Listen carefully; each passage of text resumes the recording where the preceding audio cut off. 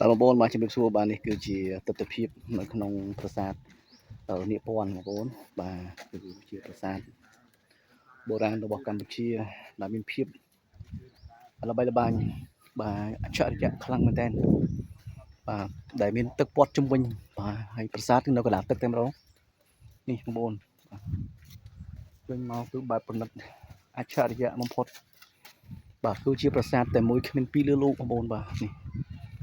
ភាពអស្ចារ្យប្រណិតភាពនៃប្រាសាទនេះគឺមិនធម្មតាទេបងប្អូនហើយ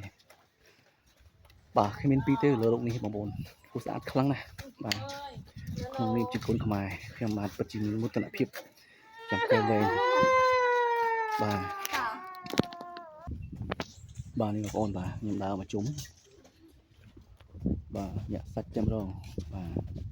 តែដល់ទៅមកទៅដល់